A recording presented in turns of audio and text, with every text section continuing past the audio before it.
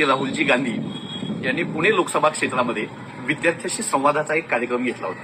निवडणुकीचं वातावरण चालू होतं, प्रचार शिगेला पोहोचला होता। राहुलजींच्या त्या कार्यक्रमामध्ये अनेक विद्यार्थ्यांनी नरेंद्र मोदी साहेबांच्या जय जयकाराच्या घोषणा चालू केल्या। सुरक्षा रक्षक असतील, संयोजक असतील, स्वयंसेवक असतील, ही सगळी मंडळी त्या विद्यार्थ्यांना थांबवू लागली।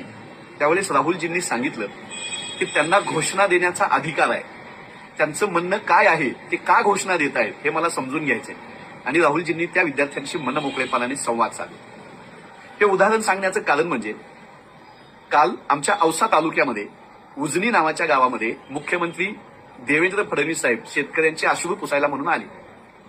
ज्यावेळेस लोकांशी बोलत होते, शेतकऱ्यांशी संवाद साधत होते, त्यावेळेस भारत कोळी नावाचा एक शेतकरी बांधव उजनीमधला, त्यांनी हेक्टरी किती मदत देणार हे सांगा, कर्जमाफी कधी देणार हे सांगा, हे अतिशय शांत भाषेमध्ये स्थिर शांत चित्तानं उभा राहून अतिशय अहिंसक पद्धतीनं या शेतकरी बांधवानं मुख्यमंत्र्यांना विचारलं। एका क्षणाचाही विलंब न करता मुख्यमंत्र्यांनी राजकारण करायचं नाही, राजकारण करू नको असं या शेतकरी बांधवाला सुनावलं।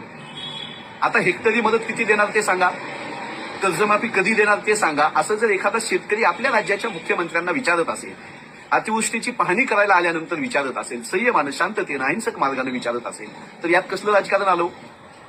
मंदिराच्या नावावर मतं मागणं, जाती धर्मामध्ये भांडण लावणं, भ्रष्ट माणसाला आपल्या पक्षात घेणं, या राजकारणापेक्षा हेक्टरी मदत किती देत आहे हे विचारणं हे किती चांगलं राजकारण आहे। शेतीच्या प्रश्नावर, पोटा पाण्याच्या प्रश्नावर, नुकसान भरपाईच्या प्रश्नावर, शिक्षणाच्या प्रश्नावर जर कोण राजकारण करत असेल तर हो, ते केलं पाहिजे। राजकारण त्यासाठीच असतं। मोठ्या मोठ्या उद्योगपतींना कर्जमाफी देण्यासाठी नसतं राजकारण। आपल्या मित्रांना मुंबईमधले भूखंड घशात घालण्यासाठी, शक्तीपीठ महामार्गाने शेतकऱ्यांचे जीव घेण्यासाठी नसतं राजकारण। आम्ही राजकारण नक्की करू। भारत कोळी यासारख्या शेतकऱ्यांना न्याय देण्यासाठी राजकारण करू आम्ही। त्या भारत कोळी बिचाऱ्याची तेरणा नदीच्या काठावर जमीन आहे, 10 एकर सोयाबीन त्याचं वाहून गेलंय, पाण्यामध्ये आहे। त्याची बनीम, जनावरांसाठीचा चारा तो वाहून गेलाय, त्यानं तो सैरभैर झालाय। आणि तुम्हाला मुख्यमंत्री म्हणून प्रश्न विचारल्यानंतर राजकारण करू नको असं म्हणत असाल तुम्ही, देवेंद्रजी, हे चुकीचं आहे।